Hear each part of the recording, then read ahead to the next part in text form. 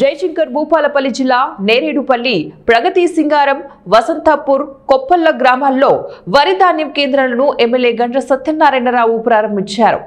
సాయంపేట మండలం నేరేడుపల్లి, ప్రగతి సింగారం, వసంతాపూర్ మరియు కొప్పల గ్రామాల్లో భూపాలపల్లి ఎమ్మెల్యే గండ్ర సత్యనారాయణరావు పర్యటించారు. ఆయా గ్రామాల్లో ఐకేపీ, PACS ఆధ్వర్యంలో ఏర్పాటు చేసిన వరి ధాన్యం కొనుగోలు కేంద్రాలను ఎమ్మెల్యే ముఖ్య అతిథిగా హాజరై ప్రారంభించారు. అనంతరం ఎమ్మెల్యే గండ్ర సత్యనారాయణరావు మీడియాతో మాట్లాడుతూ, రైతులు ఆరుగాలం కష్టపడి పండించిన ప్రతి ధాన్యపు గింజను ప్రజాప్రభుత్వం పూర్తిగా కొనుగోలు చేస్తుందని తెలిపారు. రైతులు నాణ్యమైన ధాన్యాన్ని కొనుగోలు కేంద్రాలకు తీసుకువచ్చి ప్రభుత్వం నిర్ణయించిన గిట్టుబాటు ధరలు పొందాలని రైతులను ఎమ్మెల్యే కోరారు.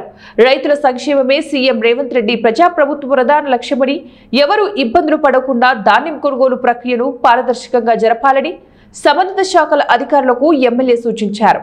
ఈ కార్యక్రమంలో ఎమ్మెల్యే వెంట పలువురు ప్రజాప్రతినిధులు, అధికారులు, కాంగ్రెస్ నేతలు, రైతులు పాల్గొన్నారు.